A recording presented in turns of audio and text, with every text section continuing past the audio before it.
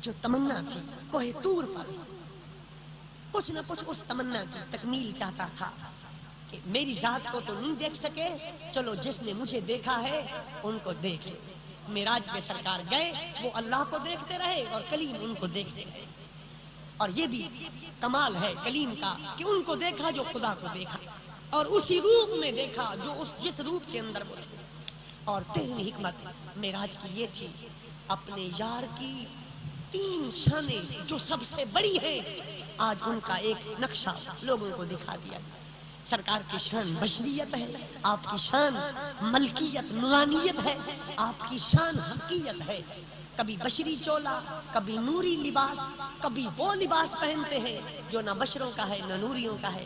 معراج کروا کے مسجد حرام سے مسجد اقصی تک آپ کی بشریت ثابت کرا دی، پھر مسجد اقصی سے سدرہ تک سفر کرا کے یار کو نبی پاک کی نورانیت ثابت کروا دی، اور سدرہ سے اپنے حریم ناز میں بلا کر دنیا والوں کو بتا دیا، لوگوں نور و بشر میں مت جھگڑے کرتے پھرنا، فقط بشر ہوتے مقام ان کا مسجد اقصی ہوتی، فقط نور ہوتے تو سدرہ پہ رہ جاتے، نہ فقط نور تھے نہ فقط بشر تھے۔ بشریوں کو چھوڑا مسجد اقصی میں، نوریوں کو چھوڑا سدرہ پر، آپ وہاں پہنچے جہاں بشر پہنچ سکا نہ نور پہنچ سکا، جہاں نہ بشر پہنچ سکا نہ نور پہنچ سکا۔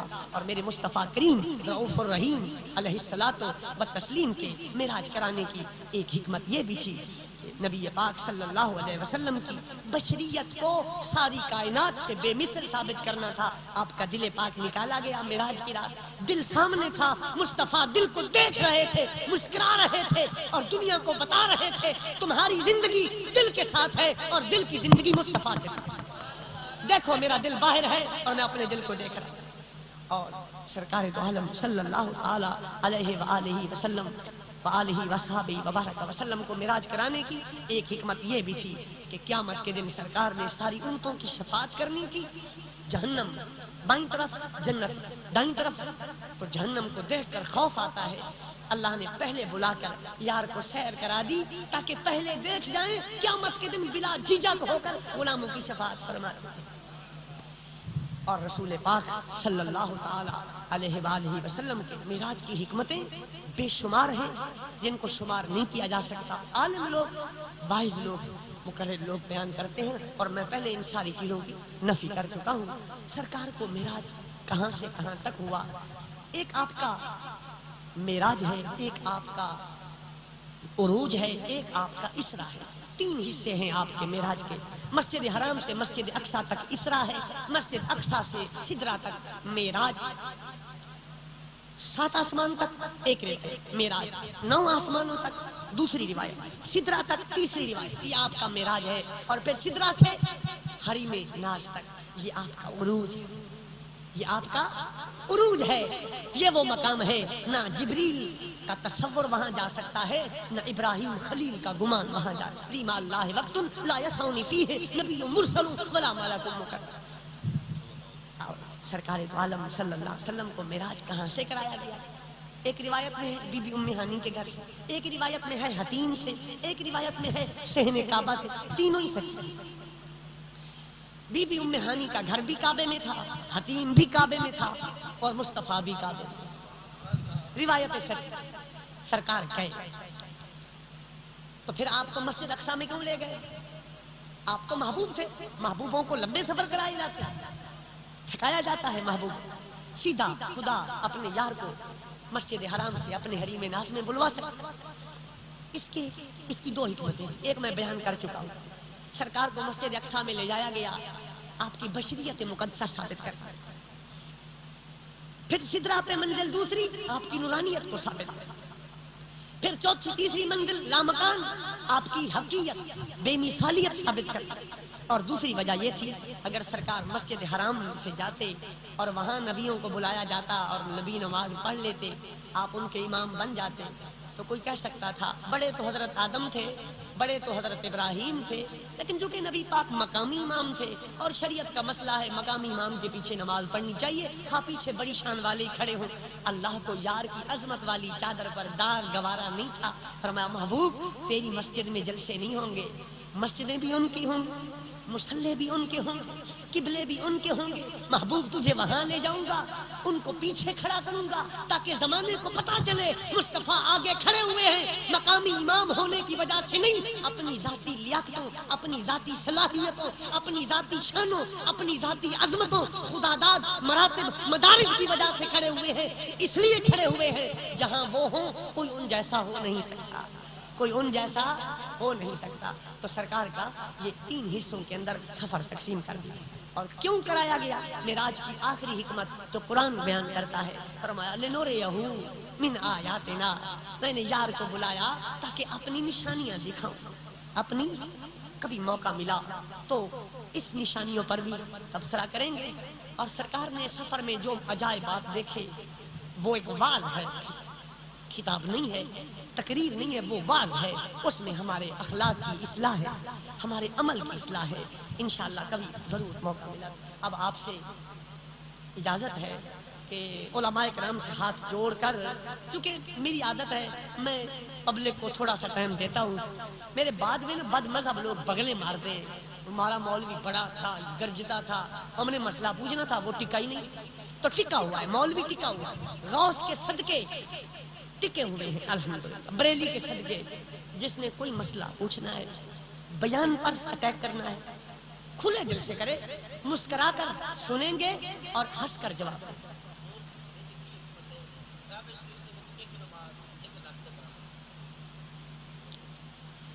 کعبہ اللہ کا گھر ہے، مسجد نبی رسول پاک کی طرف منسوب. سرکار نے اللہ کے احترام میں، باقی انبیاء ہیں وہ سرکار کے بعد ہیں، سرکار نے اللہ کے احترام میں ایسا فرمایا. لیکن یہ یاد رہے ثواب تو 1,00,000 ہے لیکن مقبولیت مسجد نبی کی زیادہ. ثواب ادھر زیادہ ہے اور مقبولیت تمام ائمہ اس پر متفق ہیں. میری ناقص علم کے مطابق سرکار نے اللہ کے احترام میں یا جی 75,000 دا جی جی مقصد ہے کہ مسجد نبوی میں 50، مسجد حرام میں 1,00,000 اور مسجد اقصیٰ میں 25,000. جی جی میں نے کسی کتاب میں نہیں پڑھا، آپ بیان کر دیں تو مجھے خوشی ہوگی، لیکن معقول جواب. جی ارشاد فرمائیں، میں ان کو سنا دوں.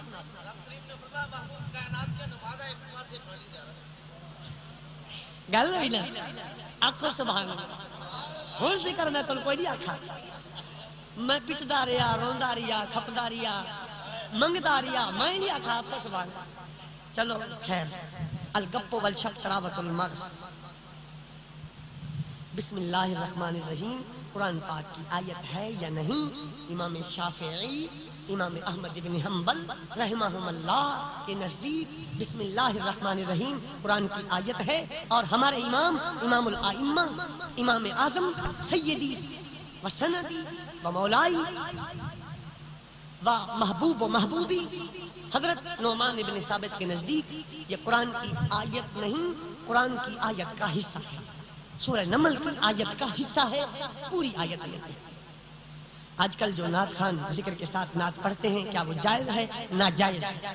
نہ صحابہ نے اس طرح نعت پڑھی، نہ تابعین نے، نہ تبع تابعین نے، نہ کسی ولی کامل نے، نہ کسی امام نے، اور نہ کسی ولی کامل نے اس کی اجازت دی، اس لیے ناجائز ہے. تبلیغی جماعت والوں کو دین کا چور کہنا جائز ہے؟ میں تو کہوں گا جو شخص رسول پاک کا ادب نہ کرے اسے ڈاکو کہو. کوئی بھی ہو، اپنے آپ کو کوئی بھی کہے، خواہ وہ اپنے آپ کو بریلوی کہے، دیوبندی کہے، وہابی کہے، شیعہ کہے، جو مصطفیٰ کی عزت نہیں کرتا وہ ڈاکو ہے، بلکہ کتا اور طریق ہے. جی انعام میں ان کو کیوں کہوں؟ اللہ فرماتا بل ہم عدل، ان کو کتا کہو تو کتا بھی روئے گا. میں نے تو گستاخی نہیں کی، مجھے اس کو کیوں کتا کہتے؟ شاہ عبد القادر محدث دہلوی، شاہ رفیع الدین محدث دہلوی، ان حضرات نے سورہ فتح کے شان نزول میں لکھا ہے کہ حضرت عیسیٰ علیہ السلام لوگوں کو فرمائیں گے کہ تم حضرت محمد صلی اللہ علیہ وسلم کے پاس چلے جاؤ، اللہ تعالیٰ نے ان کی تمام خطائیں معاف فرما دی ہیں، کیا نبی پاک سے کوئی خطا ہوئی ہے؟ دیکھیں شاہ عبد القادر اور شاہ رفیع الدین نے جو یہ لکھا ہے کہ اللہ تعالیٰ نے ان کی تمام خطائیں معاف کر دی ہیں۔ شاہ رفیع الدین شاہ عبد القادر کے یہ الفاظ غلط ہیں۔ جو روایت شاہ رفیع الدین نے اور شاہ عبد القادر نے نقل کی ہے، جب ہم نے تحقیق کی اس روایت کے راوی یہودی تھے، بلا یہودی نبی کا ادب کیا کرے؟ جس حدیث کے راوی یہودی ہوں، اگر وہ روایت شریعت کے خلاف ہو اسے پھینک دینا چاہیے۔ نجدی کہتے ہیں کہ کسی نبی یا ولی کو دور سے یہ سمجھ کر پکارنا کہ وہ ہماری آواز سنتے ہیں شرک ہے، اور یہ بھی کہتے ہیں کہ یا رسول اللہ پکارنا شرک ہے۔ اللہ نے حضرت ابراہیم خلیل کو خود حکم دیا۔ میں نے اب یہ جس دن بارشیں آئی نا زور کی 2-3 دن، میں لاہور گیا تو مجھے وہاں ایک علامہ عابد سیفی ہیں، انہوں نے ٹیلی فون کیا کہ میرے پاس ایک تفسیر آئی ہے نجد سے، 33 جلدوں میں 25,000 روپے اس کا ہدیہ ہے۔ میرے پاس نہیں ہے صلاحیت، اگر آپ رکھیں تو بڑی بہترین شے ہے، تو میں وہ تفسیر لے آیا۔ تو میں پڑھ رہا تھا رات سورہ حج کی تفسیر، تو شیخ نجدی شیخ محمد امین الحروی المالکی لکھتے ہیں اللہ نے حضرت ابراہیم خلیل کو حکم دیا کوہ عبیس پہ چڑھ جاؤ، میری مخلوق کو آواز دو، پکارو میری مخلوق کو۔ خلیل کہنے لگے یا اللہ کس کس کو پکاروں؟ جنگل ہے، پرندہ ہی نہیں ہے، میں کس کو؟ فرمایا تو پکار، آواز پہنچانا میرا کام ہے۔ تو جس جس کو ابراہیم خلیل نے پکارا اور جس جس نے جواب دیا وہی حج کرے۔ ایک دفعہ جواب دیا تو ایک حج، 2 دفعہ دیا تو 2 حج، 100 دفعہ کہا تو 100 حج۔ بہرحال اس حدیث سے ثابت ہوا نبی غیر نبی کو بھی پکار سکتے۔ پاولی حج کرتے ہیں کہ نہیں کرتے؟ موچی کرتے، کھوجے، پٹھان، رانے ملک جوئیے وغیرہ، نتھو خیرہ، مولوی پیر، ارے نبی ان کو پکارے، مولویوں کو، درخانوں کو، رانوں کو، یہ تو شرک نہیں ہے۔ اور یہ غلام نوکر اپنے نبی کو پکار لیں، یہ شرک ہے۔ سچ فرمایا میرے اعلیٰ حضرت نے، الا وان الوہابیۃ قوم لا یعقلون، قوم لا خدا جب حسن دیتا ہے نزاکت آ ہی جاتی ہے، خدا جب دین لیتا ہے حماقت۔ ارے وہ نبی ہو کے پکار رہے ہیں نوکروں کو، یہ شرک نہیں، اللہ حکم دیتا ہے، اگر نوکر پکار لیں تو یہ شرک ہو جاتا ہے۔ ایک لطیفہ آپ کو، اور میرے لطیفے یاد رکھو گے تو کوئی نجدی تمہارے قریب نہیں آئے گا۔ ہاں میں وہ لطیفے نہیں سناتا کہ دانت نکال نکال کے مسجد کا تقدس ہی برباد کر دیا جائے۔ سنیے لطیفہ، ہندوستان میں سب سے پہلے جس نے حدیث کا اردو میں ترجمہ کیا وہابیوں میں، اس کا نام ہے مولوی وحید الزمان، حیدرآباد دکن وہابی، مولوی وحید الزمان۔ اس وحید الزمان نے جب ترجمہ کر رہا تھا، لطیفہ سنیے، طالب علم جو کتابیں پڑھتے ہیں نا اگر وہ ہے تو غور کریں، جب یہ ترجمے کر رہا تھا نا، جیسے کھوتی گپن میں گپ جاتی ہے، کھوتی سمجھتے ہیں، گدوں، گپن بھی سمجھتے ہیں، سریکی زبان میں کہتے ہیں پانی ہو، کیچڑ ہو اور زیادہ کیچڑ ہو تو وہاں سے اوپر بوریاں لگی ہوں، کھوتی گزرے تو گپ گئی بیچاری۔ اب جب تک نہ اتارے نا اوپر سے بوریاں تو وہ نکلتی نہیں، آگے سے رسہ ڈالتے ہیں، پیچھے سے اس کی ٹانگوں پہ مارتے ہیں، خیر وہ نکل جاتی ہے، پر خدا کرے کوئی گپن میں پھنسے نہ، یہ باتیں نہ کریں۔ میں یہ جو تویز ہے نا یہ میں آپ کو دے دیتا ہوں، آپ نے اگر ان تویزوں کے جواب سننے ہیں تو پھر چپ کریں۔ کھوتی گپن میں پھنس جاتی ہے، اس کو رسہ ڈال کے نکالتے ہیں، ٹریکٹر پھنس جاتا ہے، ریڑھی پھنس جاتی ہے، کار بھی پھنس جاتی ہے۔ ایک دفعہ ہم بیان کرنے گئے 39 میں ہماری کار پھنستی، مولوی وحید الزمان ترجمہ کرتے کرتے پھنس جاتا تھا، تو کیا کہتے ہیں؟ انہوں نے لکھا، نواب صاحب نے خود لکھا ہے، پھر یہ کہتے تھے اے کعبہ دین مدد دے، اے قبلہ ایمان مدد دے، اے ابن قیم مدد دے، اے قاضی شوکاں مدد دے۔ وحید الزمان جب پھنس جاتا تھا، کسی لفظ کا ترجمہ سمجھ نہیں آتا تھا تو یمن کی طرف منہ کر کے کہتا تھا اے میرے امام ابن قیم، اے میرے امام ابن جوزی، اے میرے امام محمد علی شوکانی، میں پھنس گیا ہوں، آ کر مجھے نکالو۔ تو پھر ان کی روحانیت کی برکت سے مجھے ترجمہ سمجھ آ جاتا تھا، میں ترجمہ کر لیتا تھا۔ ارے تم پکارو مولویوں کو، تمہارے ایمان میں فرق نہ آئے، میں جانے جانا کو پکاروں، میں مشرک بن جاؤں، میں ان کو پکاروں جن کو رب پکارے، میں ان کو پکاروں جن کو آدم پکارے، میں ان کو پکاروں جن کو ابراہیم خلیل پکارے، میں ان کو پکاروں جن کو زمانہ پکارے، میں ان کو پکاروں جن کو صدیق و عمر پکارے، عثمان و علی پکارے، غوث و خواجہ پکارے، میرے داتا و بابا پکارے۔ ارے تم پکارو مولویوں کو، تمہارے دین میں فرق نہیں آتا، میں آمنہ کے لال کو پکاروں، مجھے مشرک کہتے ہو، پھر سن لو، تم بھی شرک کرتے رہو، ہم بھی کرتے رہیں گے، تمہیں تمہارا شرک مبارک، ہمیں ہمارا شرک مبارک۔ پکارنا اگر شرک ہے پھر میں اکیلا مشرک نہیں، تو بھی مشرک ہے، تو شوکانی کو پکار کے مشرک ہوا، تو ابن قیم کو پکار کے مشرک ہوا، میں آمنہ کے لال کو پکار کے مشرک ہوا۔ ارے تجھے ابن قیم چھڑائے گا، مجھے آمنہ کے لال چھڑائے گا، قیامت کو پتہ چل جائے گا شفاعت ابن قیم کرتا ہے یا محمد علی شوکانی کرتا ہے یا میرے آمنہ کے لال کرتے ہیں، پھر تجھے پتہ چلے گا۔ میرے تاجدار بریلی کہتے ہیں آج لے ان کی پناہ، آج مدد مانگ ان سے، کل نہ مانیں گے قیامت میں اگر۔ اچھا ایک اور لطیفہ بھی سنیے، یہ نواب وحید الزمان جس شوکانی کو پکار رہے ہیں نا، جس شوکانی، اس شوکانی کی ایک کتاب ہے تحفۃ الذاکرین فی شرح الحسن الحسین، بیروت کی ہمارے پاس بھی ہے چھپی الحمدللہ۔ تو شوکانی نے تحفۃ الذاکرین صفحہ نمبر 202 پہ لکھا کہ یہ حدیث صحیح ہے جس میں نبی پاک فرماتے ہیں جب جنگل میں رستہ بھول جاؤ تو اللہ کے بندوں کو پکارو، وہ تمہیں رستہ بتائیں۔ یہ حدیث صحیح ہے، یہ شوکانی نے تحفۃ الذاکرین صفحہ نمبر 202 پہ لکھا، اور آگے شوکانی اپنے ماننے والوں کے منہ پر تمانچہ مارتا ہے اور کہتا ہے وَجُرِّبَا غَيْرُ مَرَّةٍ، یہ تجربہ میں نے کئی دفعہ کیا، اللہ والوں کو میں نے کئی دفعہ پکارا ہے جنگل میں اور وہ میری مدد کو آئے ہیں۔ تمہارے بڑے تو میرے ولیوں کو پکارتے تھے، تم میرے مصطفیٰ کو نہیں پکارتے، تم میرے مصطفیٰ کو پکارو، تمہارے بڑے پکارتے رہے۔ درود پاک پڑھیے تاکہ مشکلیں حل ہو جائیں۔ اگر حضور ہر جگہ حاضر و ناظر ہیں تو مدینہ پاک کیوں جاتے ہو؟ مدینہ پاک اس لیے جاتے ہیں تاکہ تم ساڑ مرو، ساڑ نہ ساڑ مرو ساڑ نال، مدنی دے غلام بدھے نہیں بیٹھے اکدی پاڑ، سڑو کہ سڑ مرو۔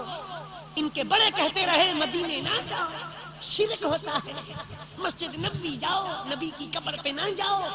اور محمد بن عبد الوہاب نے تو یہاں تک بھونک ماری، اس نے اوضح البراہین میں لکھا روئے زمین کا سب سے بڑا بت سبز گنبد، یہ محمد بن عبد الوہاب نے لکھا، جس کی وجہ سے یہ وہابی کہلاتے ہیں۔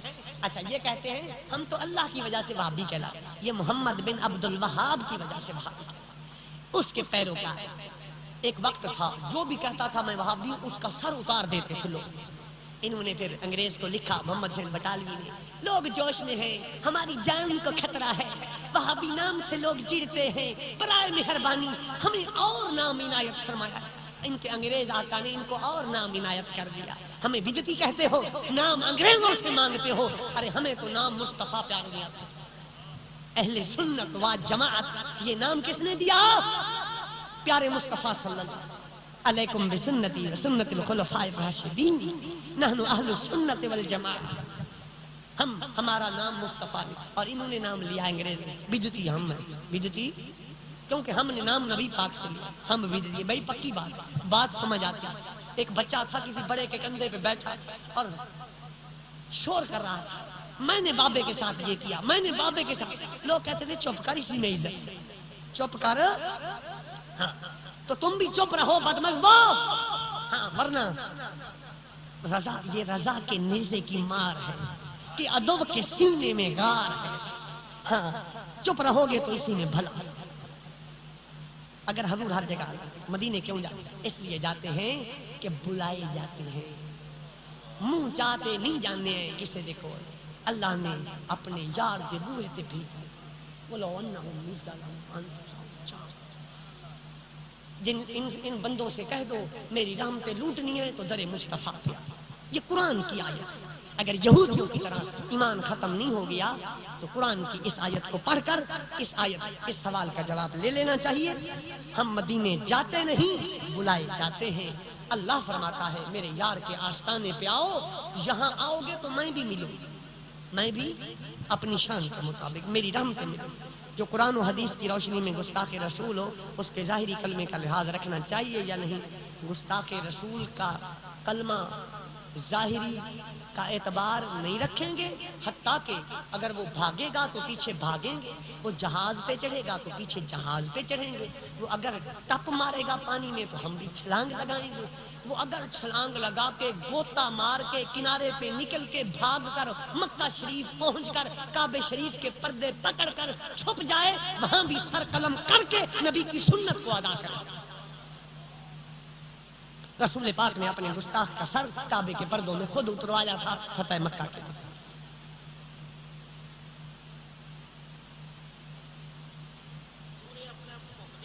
کتے لڑوانا, آپس میں مرغ لڑانا کیسا ہے؟ کتے لڑانا, مرغ لڑانا ان لوگوں کے لیے جائز ہے جو کتوں میں رہ کر کتوں کی طرح ہو گئے, ان کے لیے جائز. صحبت کا اثر ہوتا ہے بھائی, ورنہ جو رسول پاک کا امتی ہے اس کو اپنے نبی کی حدیث یاد رکھنی چاہیے. میرے آقا فرماتے ہیں جس میں جان ہے اس کو تکلیف نہ, بھلے وہ کتا ہی کوئی, اس کو تکلیف نہ. تو جاندار کی اس میں ایذا ہے, لہذا سوائے اس شخص کے جو کتوں میں رہ کر اس کی طرح ہو گیا ہے وہ کتوں کو نہیں لڑائے گا, نہ مرغوں کو لڑائے گا. اس سے بڑی گالی میں نہیں دے سکتا کسی کو. ایک اور سوال بھی ہے, تو بزدل تو نہیں ہوں لیکن میں مناسب نہیں سمجھتا جواب. جو عورتیں فیشن کے طور پر اپنے بال کٹواتی ہیں اور ناخن لمبے رکھتی ہیں ان کے بارے میں کیا حکم ہے؟ ان کو سمجھا دو, وہ میرے مصطفیٰ کی روحانی بیٹیاں ہیں, ان کو بتا دو کہ عزت اسی میں ہے. سیرت زہرا پہ عمل کرو, سیرت عائشہ سے پیار کرو. اگر نہ مانے اور مذاق اڑائیں پھر ایسی عورتیں باندری تھیں, ایسی عورتیں باندریاں ہیں کہ باندری بھی اپنے ناخن نہیں کٹواتی. لیکن پہلے ان کو بتاؤ, ان کو سمجھاؤ اور ان کو بتاؤ کہ ناخن لمبے ہوں تو غسل ہی نہیں ہوتا, بدن ہی پلیت رہتا ہے. جب بدن ہی پلیت ہوگا تو پھر کھانا پکانا وغیرہ وغیرہ یہ ساری نحوست ہے, اولاد پر اثر ہے, معاشرہ بگڑے گا. آج فیشن بن گیا ہے, ناخن بڑے رکھے جاتے ہیں, بہت خطرناک اور بہت بری بات ہے. یہ کنجروں کی تہذیب ہے اور ہندوؤں کی رسم ہے. اللہ تعالیٰ اپنے حفظ و امان میں رکھے. ماؤں بہنوں بچیوں کو سیرت زہرا پاک کا سایہ نصیب فرمائے.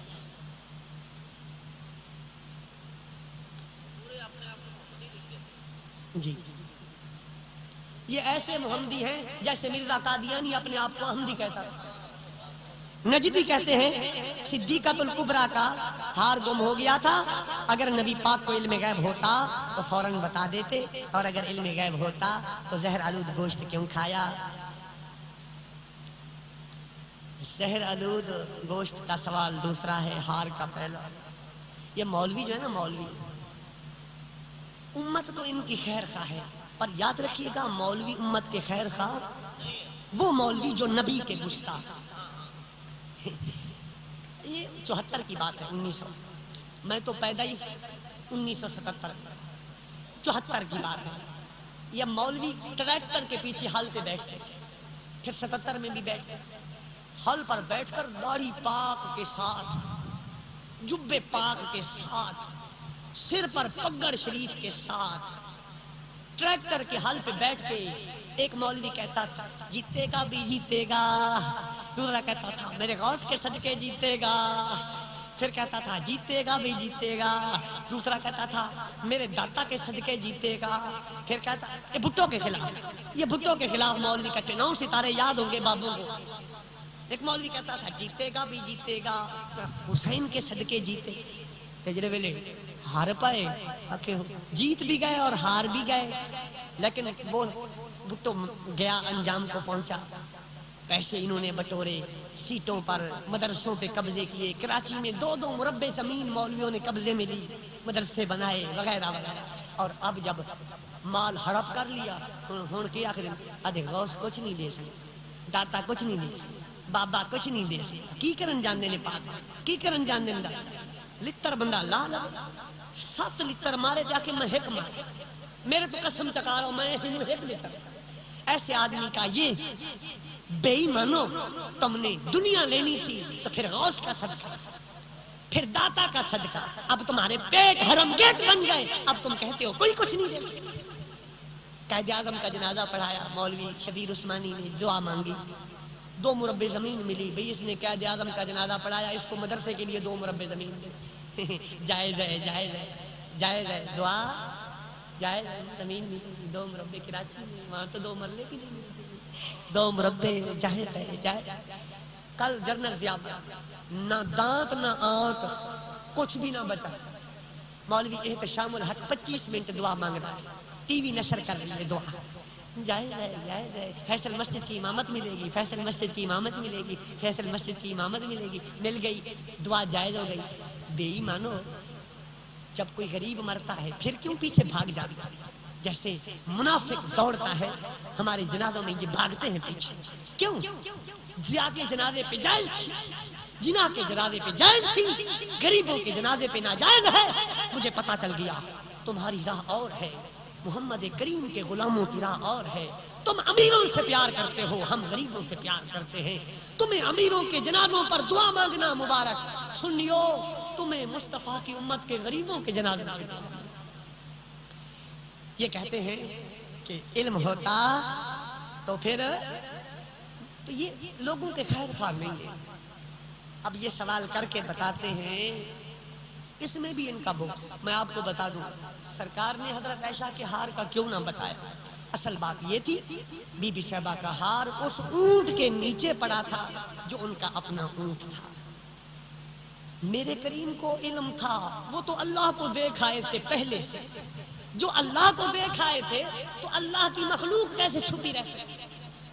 पता था, आप चुप रहे, इसलिए चुप रहे कि बैठा रहूंगा, लोग भी ठहरे रहेंगे, हार नहीं मिलेगा, नमाज़े ज़ोहर का वक्त आएगा, पानी नहीं होगा, लोग शोर करेंगे, पानी नहीं, वुज़ू कैसे करें?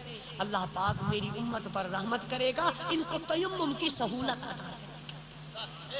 तयम्मुम की ये मेरे करीम की हिकमत थी। मौलवी नहीं चाहते उम्मत नु सहूलत, इल्म होवे ते उठ पवेना, इल्म होवे ते दस देवेना। इल्म मतलब है कि सरकार उठ पड़ते, हार मिल जाता, ना नमाज का वक्त आता, ना पानी की कमी होती, ना तयम्मुम की सहूलत मिलती। इन्होंने उम्मत की सहूलत आज भी नहीं चाहिए ता इतराज। और मेरे करीम इसलिए चुप थे कि उम्मत को सहूलत, बेइल्म नहीं थे, इल्म था, हिकमत के लिए खामोश थे ताकि मेरी उम्मत को तयम्मुम की सहूलत मिल जाए। सुभान अल्लाह, गल हुई ना, आखो सुभान अल्लाह, मोड़ आखो सुभान, एक दफा फिर आखो। आज मेरे को टुटे पैसे मिला तो मैं सारे देवा, और इको नोट और मैं करा की। अगर इल्म गैब होता तो ज़हर आलूद गोश्त क्यों खाया? अच्छा तेरा यार होवे जिगरी, जिंदे पीछे कदे तू रोटी ना खादी होवे, उनके सुख नु आपदा सुख समझे, उनके दुख नु आपदा दुख समझे, कांटा उनके पैरे च लगे ते रोवे तू, मर गुना दे घर होवे ते रोवो तुसा। इहो जिहा यार होवे ते तेनू पता भी होवे ए ज़हर खांदा पिए, चुप करके बैठा रह, वो यारी तो ना हुई, छोला दा वड होया। हां तू चुप नहीं रह सकदा, यार नु ज़हर खांदे वेखते, पर अरशा वाला क्यों चुप? सरकार को अगर इल्म न था तेरे कीदे के मुताबिक, रब तो अल्लामुल ग़ुयूब था और खाने वाला ज़हर उसका यार था, वो तो अपने यार के कदमों में कांटे का छुपना गवारा नहीं करता। वो ज़हर जब खा रहे थे तो खुदा क्यों चुप था? इसका जवाब तू दे। मुस्तफा की तरफ से जवाब उनका गुलाम, खुदा महबूब को ज़हर खाते चुप क्यों था? इसका जवाब तू अपने उलमा से पूछ के आ। जब वो महबूब थे फिर खुदा क्यों चुप था? बताना मकसद था, बताना मकसद था।